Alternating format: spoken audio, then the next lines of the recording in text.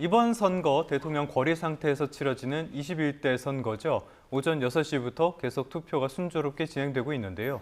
유권자를 향해서 뜨거운 구애를 펼친 대선 후보들이 어떤 성적표를 받게 될지 이 부분에 가장 큰 관심이 쏠립니다. 특히 선거 막판에 네거티브 공방이 가열되기도 했죠. 표심에는 어떤 영향을 미치게 될까요? 거대 양당의 대선 전망 들어보겠습니다. 권칠승 더불어민주당 선대위 먹사니즘 위원장 그리고 강승규 국민의힘 선대위 홍보본부장 나오셨습니다. 두 분 다 어서 오십시오. 어서 오십시오. 안녕하세요. 항상 이 선거를 치를 때마다 선거 당일이 되면은 다들 이렇게 지쳐서 힘드시잖아요. 소회를 좀 말씀해 주신다면은 어떠셨습니까, 이번엔? 예, 우선 이렇게 역사적인 날 아침에 네. 많은 분들과 함께 하게 돼서 매우 영광스럽게 생각합니다. 22일 선거운동 기간은 정말 절박한 심정으로 선거운동에 임했습니다. 새로운 대한민국을 만들자고 하는 민주당의 이제 대국민 약속 이런 걸 지키기 위해서 최선을 다했고요. 진인사 대청명의 그런 심정으로 오늘 우리 국민들의 선택을 겸허하게 기다리겠습니다. 네, 강승규 본부장님께서 어떻게 보셨어요? 저희 보수 대통령이 두 번째 탄핵을 맞이하는 선거였던 만큼 출발은 참으로 참담했습니다. 어려웠고요. 그러나 선거가 중반전에 접어들면서 국민들께서 김문수 후보를 알기 시작했습니다.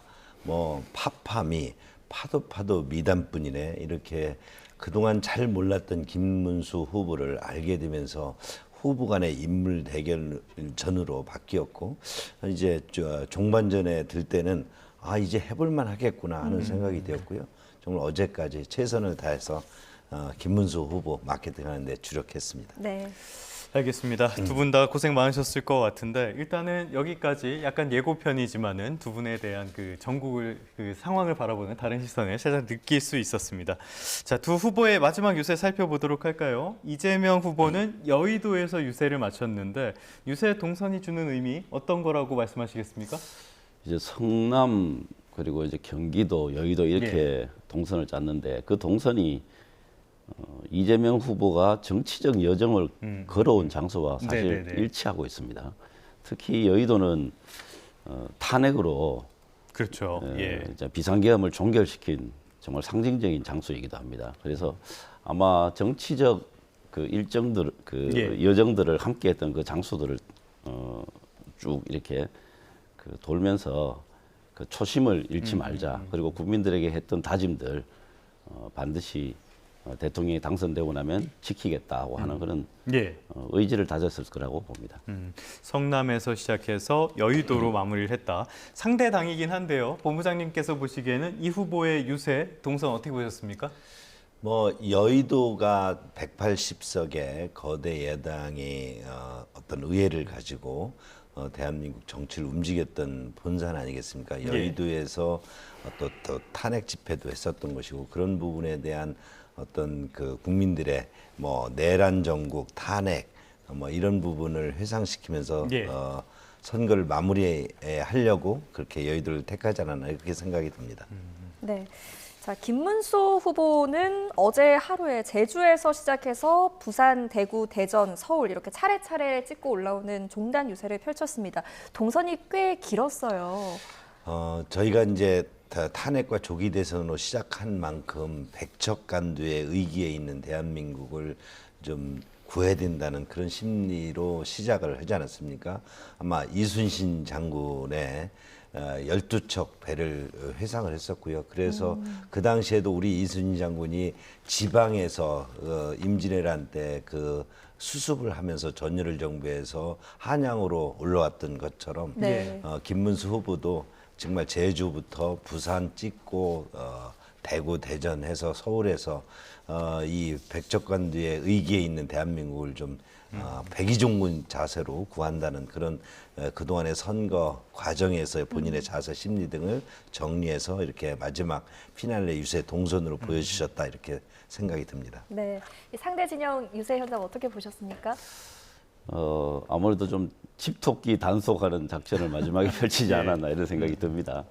그런데 그동안 이제 주장해왔던 게 단일화, 빅텐트 이런 건데 사실은 빅텐트가 안 되고 이제 빈 텐트가 되고 하니까 네. 선거 마지막에 집토끼 잘 단속을 해서 표를 모아야 되겠다 이런 작전을 세운 것 같고요.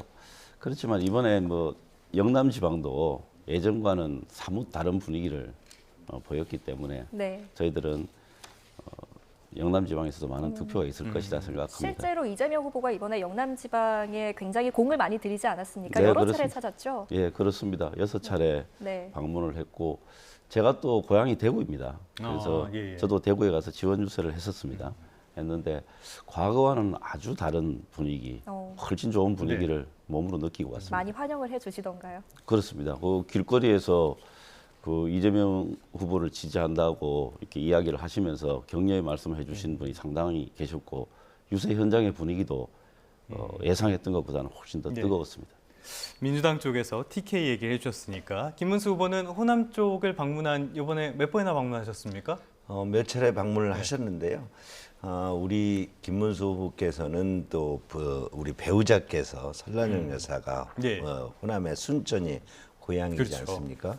그리고 또 호남하면 우리 진보의 어떤 여러 가지 그 본산지라고 하는데 김문수 후보만큼은 그분이 청년 학생운동 또 노동운동을 할 때 예. 그런 진보적 가치를 아주 아주 끝까지 추구해봤던 그런 분이기 때문에 저희는 이번에도 호남에서 또는 여러 가지 그 진보 진영에서도 김문수 후보에 대한 인물평에 있어서는 상당 부분 공감을 해 주셨다. 그래서 뭐 영남에서 민주당에 일정 정도 이렇게 동조도 하셨다 그러는데 저희 입장에서 보면 진보 세력에서도 그래도 인물로 보면 김문수가 우리의 진보 가치를 상당히 흡수하고 있다 이런 측면에서 저희 호남에서도 상당한 득표를 기대하고 있습니다. 알겠습니다. 일단은 상대 뭐 일종의 험지라고 볼 수 있는 것 분위기 좀 여쭤보게 됐고요. 조금 전에 설란영 여사 이야기가 나왔으니까 이번 유세 기간 동안에 김혜경 여사께서는 거의 모습을 비추지 않으셨어요. 예, 예. 그 민주당에서는 어떻게 평가하시겠습니까? 이번에 이제 그 두 후보 예. 이제 배우자분의 그 어떤 동선이나 이제 내조 스타일에 대해서 이렇게 좀 대조적이다 이런 평가들이 좀 있는 것 같습니다. 있죠. 예. 근데 저는 뭐 기본적으로 뭐 스타일의 차이가 있지 않을까 싶습니다. 그렇지만 그 최근에 아직까지 김건희 여사에 대한 어떤 부정적 예, 예. 여론 이런 그 여론의 후풍이 남아 있는 상태이기 때문에 저는 좀 조용조용한 내조가 국민들에게 좀 더 많이 어필하지 않았을까 예. 그렇게 생각합니다. 네. 스타일의 차이다, 조용한 내조다. 어떻게 뭐 공감하십니까? 후보 간의 인물 비교에서도 이번에 아주 그 대척점이 있었고요. 배우자에서도 분명히 대척점이 있었죠. 우리 김혜경 여사께서는 도지사실이나 성남시절실의 법화 유용 논란이라든지 또는 관용차 사용 등으로 지금 또 여러 가지 논란의 중심에 있었고 그런 면에서 대중들이 나섰을 때 여러 가지 리스크가 있었을 것이라고 봅니다. 반면 우리 설란영 여사께서는 그야말로 노동운동 시작해서 그분이 그 국회의원 3선 시절의 배우자 또 경기도지사 8년 시절 배우자로서 어떠한 그런 부분에 대해서 어떠한 그 어떤 흠집도 보인 적이 없었고 특히 저희들도 이번 설란영 여사를 새로 발견했는데 그 말씀하시는 거라든지 어떤 태도 이런 부분에 있어서 지나치지도 않고 모자르지도 않은 오히려 어떤 김문수 후보보다도 더 정제돼 있는 그런 모습을 보여서 저희도 깜짝 놀랐는데 저는 수덕사를 방문하셔서 그 고승들 하시고 그 순간 다 간담회를 하는 거 한 2시간 정도 지켜봤습니다. 아주 완벽했습니다. 이런 면에서 그런 설란영 여사의 어떤 경우 활동하면서 후보를 지원할 수 있었다 이렇게 자평 타평이 있었기 때문에 적극 활동하셨다 이렇게 봅니다. 네. 보수 진영에서 그 여사의 리스크 지적이 있었습니다. 어떻게 받아치시겠습니까? 뭐 국민들이 다 아시는 내용이 있다시피 뭐 수백 번의 검찰에 정말 부당한 압수수색을 거쳐서 예. 10만 4천 원이라고 하는 정말 코미디 같은 기소가 있었습니다. 이제 검찰의 뭐 정치 검찰에 대한 정치 기소다 이게 여론의 대략적인 평가라고 생각합니다. 알겠습니다. 여러 가지 이슈들이 있는데요. 이번에는 그러면은 주요 키워드를 한번 살펴보도록 하겠습니다. 내용을 보면은 이재명 후보께서는 상대 후보에 대한 공격, 이것보다는 윤 전 대통령에 대한 공격에 조금 더 집중을 했던 것 같아요. 네. 예. 뭐 그럴 수밖에 없죠. 이번 대선이 조기에 치러지게 된 그 이유, 예. 그 원인의 중심에 윤석열 전 대통령이 그렇죠. 있는 것이죠. 예.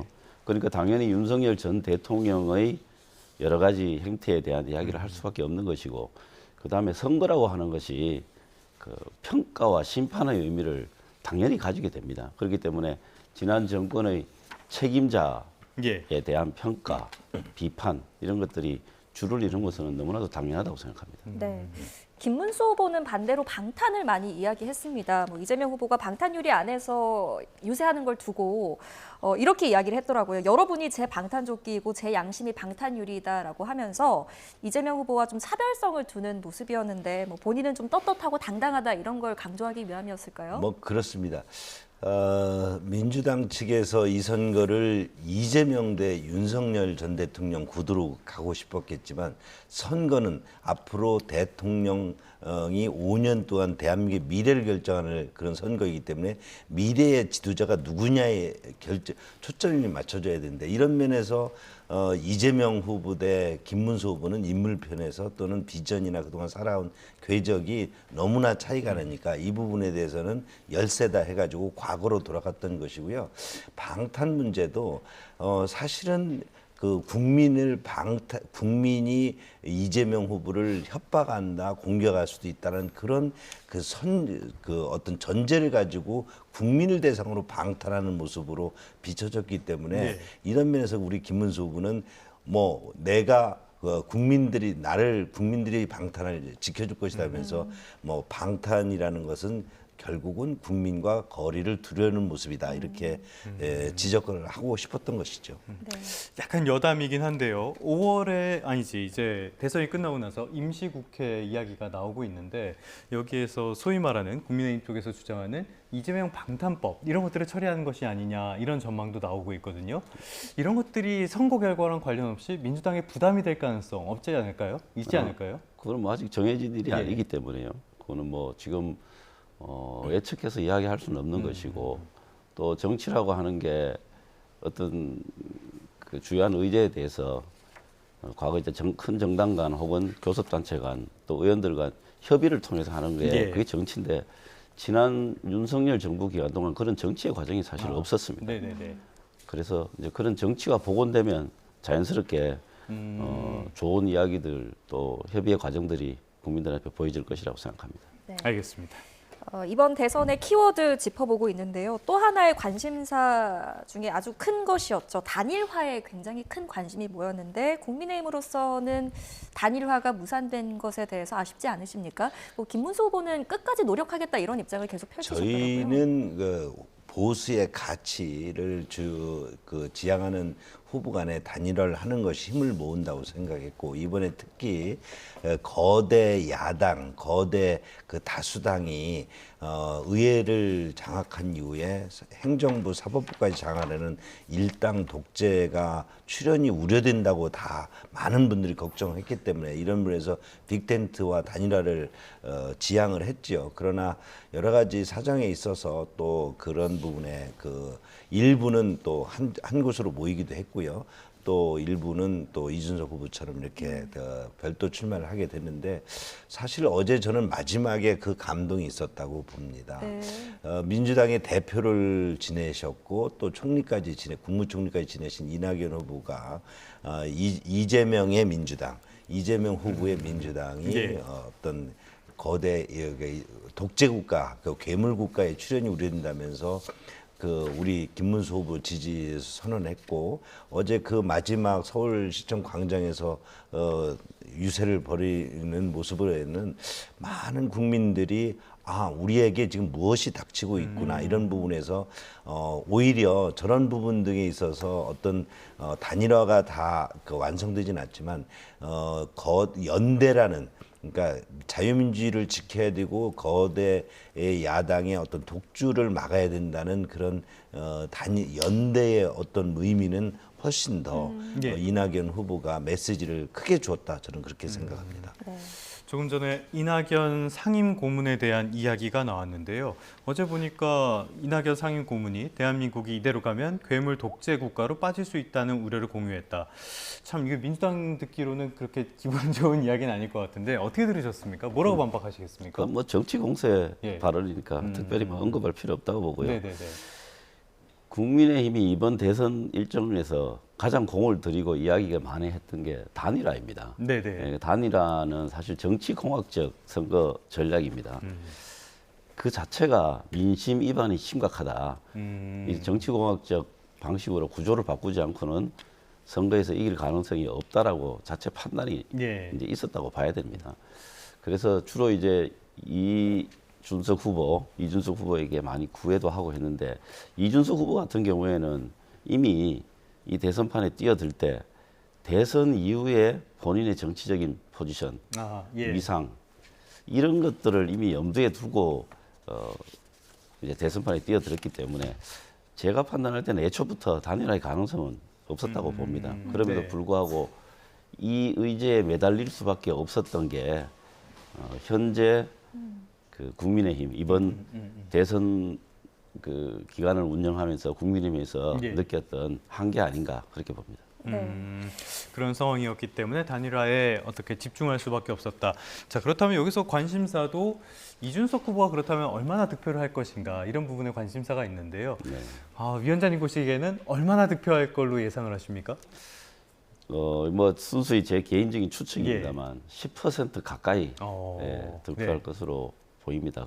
그런데 이제 이준석 후보는 내심 10% 두 자릿수 득표를 네. 해서 대선 이후에 어떤 보수의 중심 정치인 뭐 이런 위치를 한번 가져보겠다 이런 내심의 욕심을 네. 가지고 있을 겁니다. 그런데 이번 대선 과정을 통해서 뭐 젠더 갈라치기라든가 또 세대 갈라치기라든가 뭐 서로가 좀 있었죠. 예, 이런 예. 것들을 너무 심하게 했고 또 마지막 대선 토론에 네.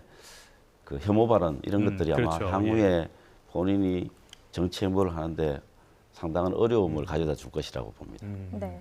이준석 후보 어제 마지막 피날레 유세 현장으로 대구를 찾을 만큼 또 보수 표심, 또 청년층 표심 마지막까지 총력을 기울였는데 보수 진영에서는 어떻게 전망하십니까, 득표율? 뭐 이준석 후보가 대구를 방문한 것은 당 대표 시절에 당 대표에 당선될 때 대구에서 표를 좀 많이 주셨을 것으로 예. 줬기 때문에 이에 대한 어떤 그 회상을 좀 해보고 싶었을 것이고요. 지금 이준석 후보가 가지고 있는 여러 그런 그 이번 선거에서 의미도 있지만 이준석 후보가 막 그 마지막에 아마 민주당의 아주 철퇴를 한번 가하지 않았습니까? 이런 부분 등이 사실은 그 표현이나 이런 부분들은 적절하지 않았고 생방송에서 그것을 적절하지 않았지만 예. 그 후보를 무한 검증해야 된다. 후보의 가족도 무한 검증해야 된다는 측면에서 문제 제기를 했던 것이고요.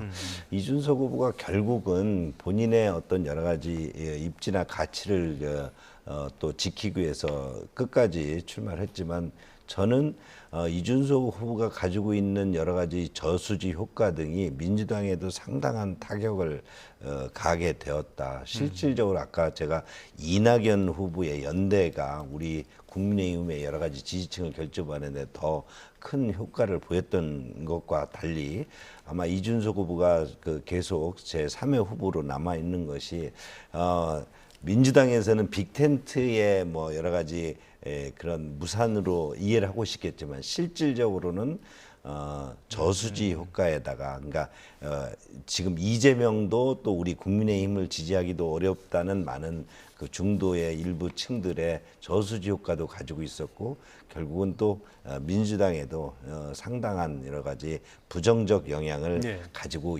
있겠다. 아마 오늘 표의 결과를 보면 그렇게 될 것이라고 봅니다. 알겠습니다. 이 자리에는 이준석 후보를 변호해 줄 사람이 없으니까 여기까지 이야기를 하도록 하고요. 어찌됐건 이준석 후보가 어느 정도의 득표율을 기록하느냐 이것도 이번 선거의 또 하나의 관전 포인트가 아닐까 싶습니다. 또 다른 포인트로 가보도록 하죠. 전직 대통령 대통령 문제인데요. 윤 전 대통령이 선거 막바지에 김문수 후보 지지를 호소를 했어요. 그래서 국민의힘 내부의 분위기를 보니까 화들짝 놀란 것 같은 그런 분위기가 감지가 됐는데 어떻게 평가하십니까? 뭐 그런 건 아니고요. 예. 지금 국민의힘 후보 또 김문수 후보의 입장에서 보면 저희를 그러니까 보수의 가치, 일당 독재를 막아야 되는 그런 국민들의 여러 가지 염원을 모함해서 누구라도 예. 어떤 분이라도 다 한 표를 더 모아야 된다고 생각했을 것이고 아마도 윤석열 전 대통령께서는 강성 보수 지지층들이 그래도 여러 가지 상황에 대해서 이번 선거 전국에서 여러 가지 실망도 했을 분들이 있을 텐데 그래도 김문수 후보를 도와서 이번 선거를 이겨야 된다는 그런 메시지를 보낸 것으로 보고요. 그것에 뭐 박근혜 대통령도 또 이명박 전 대통령도 모두 다 나서셨죠. 예, 그런 예. 일환이라고 봅니다. 네. 윤 전 대통령 메시지 나온 것에 대해서 민주당에서는 어떻게 보고 계십니까? 민주당 메시지보다 국민의힘 메시지가 네. 그 의미하는 바가 아주 컸다고 생각합니다. 김용태 이제 비대위원장이 예. 윤석열 전 대통령은 국민의힘 근처에 얼씬도 하지 마라 이런 메시지를 냈지 않습니까? 근데 이 표현 자체가 지금 국민의힘이 빠져 있는 여러 가지 딜레마를 보여준다고 봅니다. 예. 예를 들면 이제 말은 그렇게 했지만 결국에 윤석열 전 대통령을 출당이나 제명 조치를 결국 못했습니다. 그렇죠. 예, 예. 결국 못했고 아주 강경 탄핵 반대 그리고 또 이 비상계엄에 대한 옹호론자였던 윤상현 의원 같은 사람을 선대위원장으로 앉힐 수밖에 없는 어떤 내부 구조 예. 이런 것들이 국민들이 바라볼 때는 아직 국민의힘 내부에 어떤 극우적 사고를 가진 그 정치인들이 다수를 이루고 있구나. 또 이니셔티브를 쥐고 있구나. 이제 이런 생각들을 많이 하게 되었을 것이고 예. 이번 선거 자체가 비상계엄 때문에 촉발된 조기 선거이기 때문에 그런 부분들 때문에 현재 이제 우리 국민들이 투표 심리에 많은 영향을 받았을 예. 것이다. 그렇게 봅니다. 윤 전 대통령의 이런 메시지 말씀하신 대로 이번 대선 같은 경우에는 어느 정도 심판의 성격은 분명히 있는 그런 선거라도 볼 수가 있는데 표심의 영향 있을까요? 저희가 그러니까 비상계엄 조치와 탄핵 정국 그리고 조기 대선을 이룬 부분에 대해서 국민의힘은 비상계엄 조치가 잘 됐다고 저 동의하는 사람 많지 거의 없습니다. 네네. 그러나 비상계엄 조치가 있을 수밖에 없었던 민주당의 의회 폭거가 있었고요. 이로 인해서 지금 탄핵으로 많은 국민들이 혼선을 겪고 우리가 많은 어려움에 처해 있지 않습니까? 예. 그러면 지금 우리가 수습을 해야 되는 국면에 있어서도 이런 부분에 대한 그러니까 의회 폭거, 비상계엄 조치, 탄핵 정국으로 오게 된 부분에 대한 원인 제공 등에서 이제 민주당은 그동안 이에 대해서 사죄하거나 이에 대한 치유 방법 등을 제시해 본 적이 없습니다. 예. 그저 그것을 내란 프레임으로 묶어서 공격하고 이재명 대통령 만들기에 혈안이 돼 있지 않습니까? 그런데 지금 사실 사법 그 리스크를 가지고 있는 그 피의자가 대통령 후보로 나선 것은 아마도 우리 대통령 역사에서 처음이니까 이런 부분 등에 대해서 저희들은 우리가 가지고 있는 지금의 그 정치 어떤 파괴 이런 부분들을 어떻게 치유하고 나아갈 것이냐 이에 대해서 좀 더 이번 선거를 통해서 그 더 통합되고 단합된 모습을 보여야 된다는 것이 저희 지향점이기도 했습니다. 네. 자, 전직 대통령의 행보를 짚고 있는데요. 아까 강승규 홍보본부장님께서 말씀을 하셨듯이 이명박 박근혜 전 대통령도 뭐 공개적인 행보에 나서기도 했습니다. 그런데 반면 문 전 대통령의 경우 보수 진영의 대통령에 비해서 조금 조용한 행보를 보이고 있는 것 같거든요. 어떤 이유가 있는 겁니까? 뭐 행보는 조용했다고 보실 수 있겠지만 메시지는 충분히 내셨습니다. 예. 지금 선거가 왜 치루어지는가 이 부분에 대해서 심판과 평가를 해주셔야 된다 이런 메시지를 내셨죠. 그 이야기가 이번 선거에 이번 대통령 선거에 사실 알파에서 오메가까지 다 들어있는 이야기입니다. 네. 우리가 왜 5년 임기 대통령 선거인데 왜 3년 만에 치르느냐? 45년 만에 이제 헌정 질서 파괴 행위 네. 그리고 언론에서도 내란이라고 규정하고 많은 보도가 있었던 이런 그 불법 비상계엄 네. 이런 부분에 대한 국민들의 평가, 심판 이게 우리가 오늘 치르고 있는 대통령 선거의 주된 그 테마이고 여기에 대해서 국민들이 판단하실 거라고 봅니다.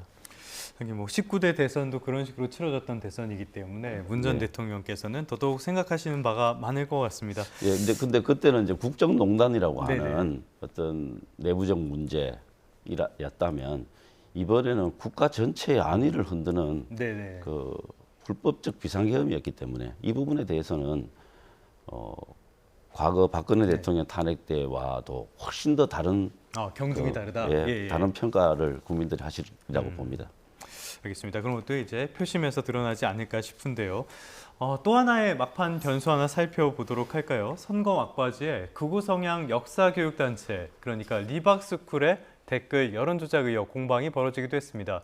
민주당에서는 국민의힘과의 연관성을 지적하면서 연일 공세를 펼치고 있고요. 국민의힘은 공작이라는 입장인데요. 양당의 목소리 먼저 듣고 오겠습니다. 저처럼 대선을 많이 치러본 사람, 또 이런 사건을 많이 접해본 사람들은 딱 걸렸다고 생각합니다. 그래서 저기 조직적으로 움직이는 것은 다 사실은 사전에 모의하거나 또 캠프와 관련돼 있거든요. 아니 후보 개인이 알았냐 멀었냐 문제까지는 이제 증명하기 어렵습니다만은 캠프 혹은 김문수 캠프 쪽하고 예. 관련이 없을 수가 없죠. 네. 2017년 광주에서 손가락 혁명군 출정식을 열었습니다. 그리고 드루킹 댓글 조작으로 유죄 판결을 받은 김경수 전 지사를 지금 이 순간 총괄선대위원장 자리에 앉혀놓고 있습니다. 지난 2022년 대선에서는 김만배 신앙림 커피 공작을, 이번 대선에서는 댓글 공작 시즌2를 벌입니다.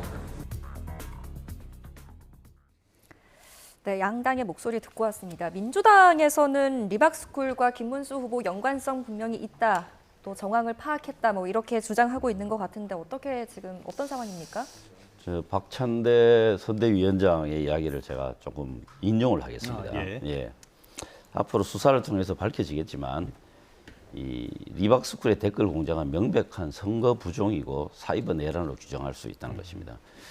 리박스쿨 사건은 정부가 이 늘봄학교 정책을 수단으로 해서 수강생들을 모집한 이후에 자송군이라는 댓글 조작팀으로 편입을 시켜서 조직적인 온라인 여론 조작에 의혹을 받는, 그래서 이제 이 수사가 시작된 사건입니다. 네. 이들을 통해서 이재명 후보에 대한 허위 비방 댓글을 다는 여론 조작을 조직적으로 자행했다. 이게 이제 민주당에서 생각하고 있는 이번 사건의 의혹이고 내용입니다. 이 부분은 매우 심각한 내용입니다. 그래서 대통령 선거가 끝난 이후에도 수사당국에 의해서 그 실체가 반드시 밝혀져야 될 내용이라고 봅니다. 실체가 밝혀져야 되는 굉장히 심각한 문제다라고 말씀을 해주셨는데, 국민의힘 쪽에서는 이거 악재를 덮으려는 방탄의 방탄이 아니냐, 네거티브 공세다, 이렇게 말씀하고 계셔요. 이렇게 말씀하시는 배경은 또 뭡니까? 제가 홍보본부장으로서 예. 이 부분에 대한 그 사건 전문은 너무 잘 알고 있는데요. 네. 이것은 그러니까 대장동 커피, 그 다음에 오세훈 생태탕의 시즌 2였습니다. 완전히 우리 민주당이 지금 현재 마지막 유시민 또 이준석 후보가 제시했던 여러 부분에 대한 그 리스크를 덮기 위한 프레임으로 댓글 공작 그 프레임을 우리 국민의힘에게 덮어 씌우는 것이고요. 예. 리박스쿨이라는 것은 그러니까 우파의 교육 사회 시민단체일 뿐이고 저희는 이분들하고 전혀 교류도 없었고 어떤 댓글에 연관성도 없고 그런 혐의도 드러난 것도 없는데 이것을 무조건 댓글 공작이라고 해서 저희들한테 덮어 씌우고 있다, 이렇게 보고요. 실제 더 위험한 것은 그동안 우리 민주당이 댓글 공작에 대해서는 아주 전문가 아닙니까? 드루킹이라는 대표적인 사건이 있었고요. 네. 지금 이번 선거에 있어서도 DDD 리스트라는 민주당 측에서 관여한 것 같은 그런 부분에 있어서 어떤 댓글이 나오면 우호적인 댓글 또는 그 비난 댓글에서는 관리하는 그런 사이트를 운영하다가 최근 폐쇄까지 했다고 합니다. 이런 부분이 훨씬 더 댓글 공작이라는 댓글로 선거를 부정으로 개입하는 전력도 있고 더 의심스러운 대목이다. 저는 그렇게 바라보고 있습니다. 네. 근거 없는 의혹이라고 말씀을 해주셨고요. 그렇다면 민주당에서는 어떤 근거로 국민의힘 그리고 김문수 후보와 연관돼 있다고 말씀하신 네, 건가요? 뭐 하나만 말씀드리죠. 예. 이 리박스쿨이 주관한 교육에 김문수 TV가 협력사로 되어 있다고 예. 합니다. 그런데 이 김문수 TV가 지금 김문수 후보와 동명이인인지 확인이 안 되고 있습니다. 예, 그래서 아마 본인일 가능성이 높지 않을까라고 하는 의혹이 있고요. 그래서 이러한 점들 명확하게 밝혀야죠. 본인들이 밝히면 되는 내용이죠. 네. 그래서 수사를 통해서 그 실체가 명확하게 밝혀져야 된다고 봅니다. 네. 의혹이 이제 뭐 교육부도 전수점검에 들어갈 계획이라고 하고요. 경찰도 수사에 착수했다고 하니까 이 문제는 또 대선 이후에 또 논란이 확대될지 저희가 지켜보도록 하겠습니다. 자, 그런가 하면 민주당 이재명 후보가 한 유튜브 방송에서 했던 발언이 논란이 되고 있습니다. 김용태 국민의힘 비대위원장의 말까지 차례로 듣고 오시죠. 제일 황당한 것은 일종의 특종일 수도 있는데 대법원 쪽에 저한테 직접은 안 오지만 이 소통들이 일반이잖아요. 사람 사는 세상에 이게 없을 수 없거든요. 제가 들은 바로는 빨리 정리해 주자였다고. 빨리 기각해 주자. 깔끔하게. 그랬다고 해요. 그런데 어느 날 바뀌었대요. 맞습니다. 특종입니다. 헌법을 유린한 권력자의 범죄 자백이기 때문입니다. 판결이 나기 전에 대법원의 내부 기류를 들었다는 말입니다. 그리고 그 결과가 바뀌자 불만을 터뜨린 것입니다. 이건 단순한 불평이 아닙니다. 사법부 독립에 대한 노골적인 도전입니다. 공무상 비밀 누설, 직권남용, 사법거래 의혹이 정면으로 제기됩니다.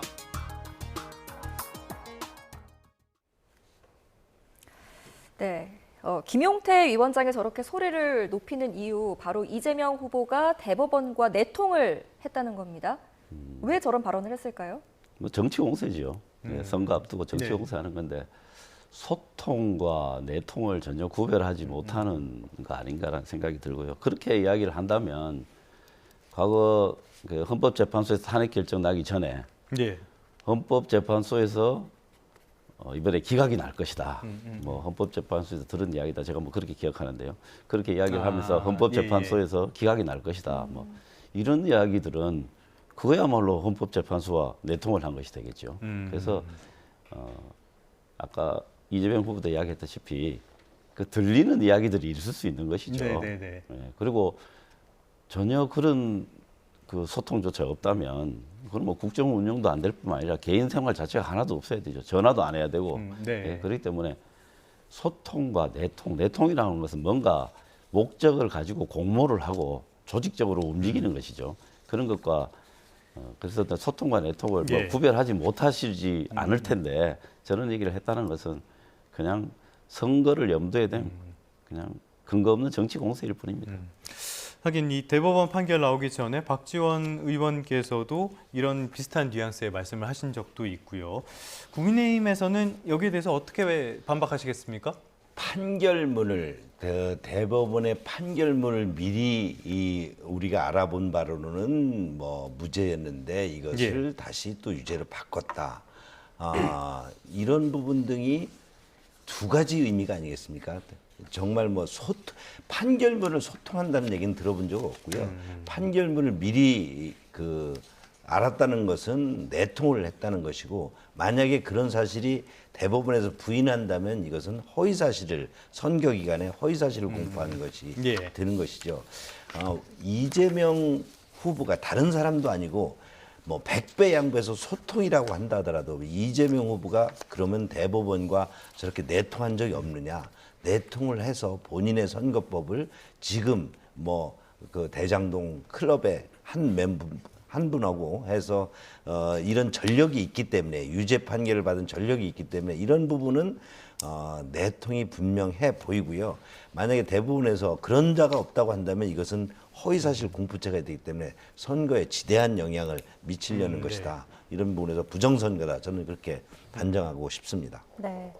자, 말 한마디에 여론이 바뀔 수 있는 민감한 시기에 막말 논란이 또 불거지기도 했습니다. 아까 언급하셨던 뭐 이준석 후보의 TV토론 발언도 있었고요. 또 유시민 작가의 이 설란현 여사 평가 논란도 있었습니다. 그런데 본투표 하루 전에 때 아닌 짐 로저스 공방이 벌어졌거든요. 짐 로저스가 이재명 후보를 지지했다는 걸 뭐 선언했다.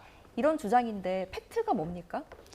이 팩트는 확인을 해봐야 됩니다. 네. 그런데 지금 거기에 깊이 관련되어 있던 두 분이 한 분은 짐 로저스가 지지 선언을 한 것은 사실이다라고 그 이후에도 지금 말씀을 하고 계시고 또 한 분은 그 이제 영국 국적의 송모 교수님 같은 경우에는 아주 장문의 그 보도 자료를 냈습니다. 예. 거기에 보면은 그 짐 로저스와 직접 SNS로 소통한 내용들을 직접적으로 다 공개를 했습니다.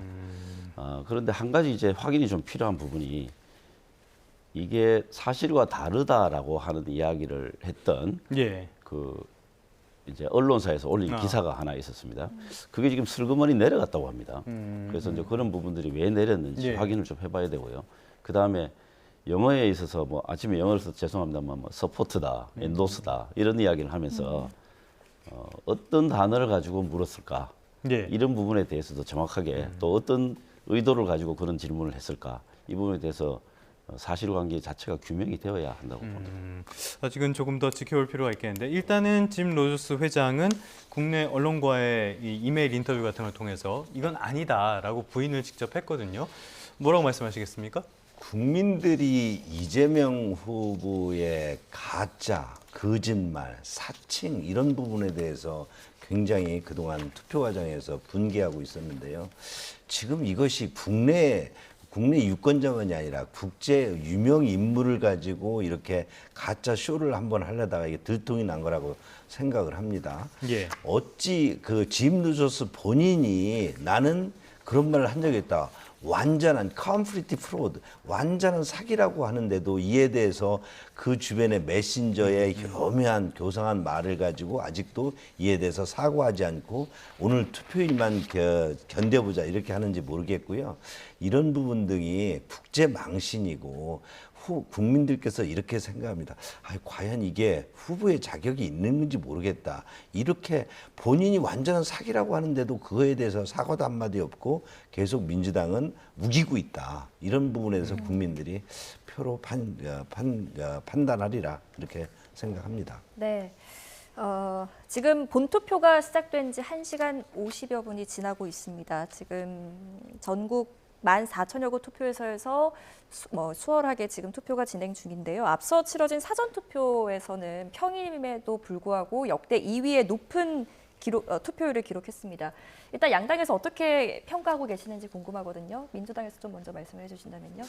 사전투표가 굉장히 높은 투표율을 보였습니다. 이것은 뭐 앞서도 말씀드렸지만 이번 대통령 선거에 대한 국민들의 인식의 결과라고 생각을 합니다. 아마 비상계엄을 태어나서 처음 경험해보는 유권자들도 굉장히 많을 겁니다. 그렇겠죠. 예. 그런 분들이 가지는 어떤 공포감이나 문제의식 이런 게 이제 사전 투표율을 올리는데 이게 평일이었음에도 불구하고 높은 투표율을 네. 보였다는 게 큰 의미가 있습니다. 그래서 그런 점이 있고요. 그다음에 또 하나 우리가 집중해서 봐야 될 부분이 재외국민 투표입니다. 네. 재외국민들은 정말 투표하는데 엄청난 시간과 노력이 필요한 그렇죠. 사람들이죠. 예. 뭐 20시간을 비행기를 탔다는지 뭐 이런 이야기를 할 정도 아니 뭐 차량을 이용해서 예. 왔다든가 이런 그 미담이 있을 정도입니다. 그런데 79.5%, 80% 가까운 그 재외국민 투표가 있었습니다. 특히 외국에 계신 분들은 대한민국의 위상 이런 거에 대해서 굉장히 민감합니다. 예. 사실 대한민국이 눈떠보니 선진국이다 이런 평가를 받고 재외 국민들의 어떤 그 자존심이 굉장히 고양돼 있었습니다. 그런데 윤석열 정부 들어오고 나서 눈떠보니 후진국이다라고 하는 이런 조롱 섞인 그 비아냥을 듣는 경우가 외국에서 굉장히 많았습니다. 그래서 외국에 사시는 한국 분들의 어떤 자괴감 이런 것들이 굉장히 예. 컸고 그런 부분들이 투표에 이어졌다고 보고 본 투표도 비슷한 양상일 것이다라고 생각합니다. 국민의힘에서는 어떻게 보십니까?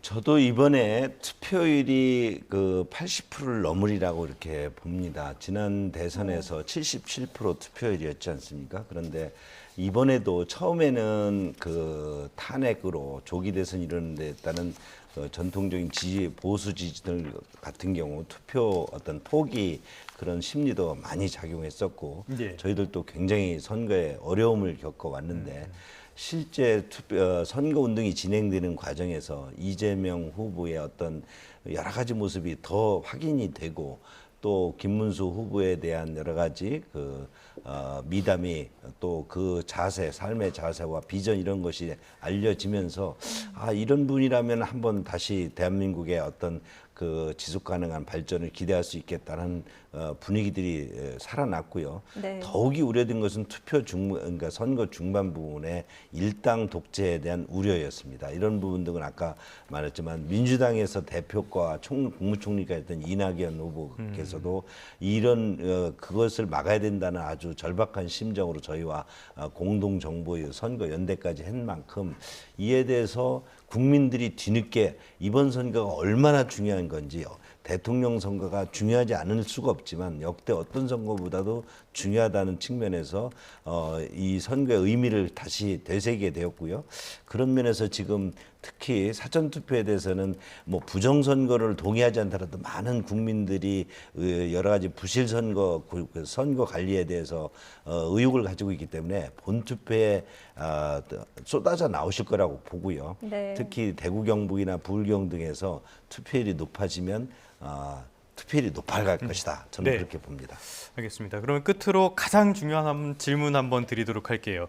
결과 어떻게 전망하십니까? 득표율로 말씀하신다면? 득표율로요? 예. 저는 55% 60% 정도 그 사이에서 예. 이재명 후보 득표를 하고 굉장히 당선될 강하게 것이라고 보시네요. 생각합니다. 예, 55에서 60. 제가 이제 길거리에서 예. 선거운동을 하면서 느낀 저의 그 체감 지수입니다. 55에서 60. 알겠습니다. 인상적인 수치였습니다. 기억하도록 하겠습니다. 저희는 어제 오늘 골든 크로스를 넘어섰다 이렇게 보고 네. 투표장에서 보수 후보의 어떤 유권자 단일화가 이루어질 것이고 사표 심리가 발동하면서 결국 이재명 후보를 우리 김문수 후보가 한 2, 3% 차이로 넘어설 것이다. 그렇게 보기 때문에 저는 한 40% 후반대에 예. 김문수 후보의 당선을 예측합니다. 대역전극이 일어날 것이다 이렇게 네. 보시는군요. 네. 알겠습니다. 과연 결과가 어떻게 나올지 계속해서 저희 YTN 대선 방송과 함께 해주시면 고맙겠습니다. 여기까지 듣겠습니다. 지금까지 권칠승 더불어민주당 선대위 먹사니즘 위원장 그리고 강승규 국민의힘 선대위 홍보본부장과 함께했습니다. 두 분 다 잘 들었습니다. 고맙습니다. 감사합니다.